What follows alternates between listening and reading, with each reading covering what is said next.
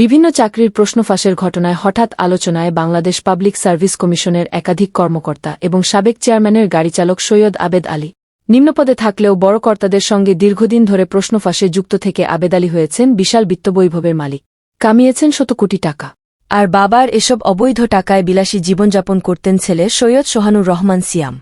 ছাত্রলীগ নেতা সিয়াম আর্থিকভাবে অসচ্ছল মানুষকে দানখয়রাত করে সেজেছিলেন মানবতার ফেরিওয়ালা। এরই মধ্যে প্রশ্ন ফাঁসের ঘটনায় এই বাবা ছেলেসহ ১৭ জনকে গ্রেপ্তার করে আইনের আওতায় নিয়েছে পুলিশের অপরাধ তদন্ত বিভাগ সিআইডি। আবেদ আলী মাদারীপুরের ডাসার উপজেলার পশ্চিম বোতলা গ্রামের মৃত আব্দুল রহমান মীরের ছেলে। জানা গেছে, আবেদ আলী হুট করে ডাসার উপজেলা চেয়ারম্যান নির্বাচনের ঘোষণা দিয়ে মাঠে নামলে বড় ছেলে সিয়ামও ছাত্ররাজনীতি শুরু করে। এর আগে বাবা ছেলে এলাকায় যেতেন না। সিয়াম মিটিং মিছিলে না গিয়েও ডাসার উপজেলা ছাত্রলীগের সহসভাপতির পদ পান। জেলা ছাত্রলীগের নেতাদের ম্যানেজ করে তিনি পদ বাগিয়ে নেন। রাজনৈতিক কোনো কর্মসূচিতে উপস্থিত না থাকলেও এলাকায় বিভিন্ন ব্যানার ফেস্টুন লাগিয়েছেন। তার এই পদ পাওয়ার বিষয়ে কিছুই জানেন না উপজেলা ছাত্রলীগের সভাপতি ও সাধারণ সম্পাদক। ডাসার উপজেলা ছাত্রলীগের সাধারণ সম্পাদক সৈয়দ অনিক বলেন, সৈয়দ সোহানুর রহমান ডাসার উপজেলা ছাত্রলীগের সহসভাপতি। তাকে ছাত্রলীগের কোনো প্রোগ্রামে কোনো দিন পায়নি। নামে মাত্র পদে আছেন। জেলা ছাত্রলীগের নেতাদের মাধ্যমে তিনি উপজেলা ছাত্রলীগের পদ পেয়েছেন। আমরা কেউ তাকে নেতা বানাইনি। সিয়াম পড়াশোনা করেছেন ভারতের শিলিগুড়িতে জি.ডি. গোয়েঙ্কা পাবলিক স্কুলে। ভারতে থাকার সময় নিজেকে পরিচয় দিতেন তিনি ভারত ছাত্রলীগের সভাপতি।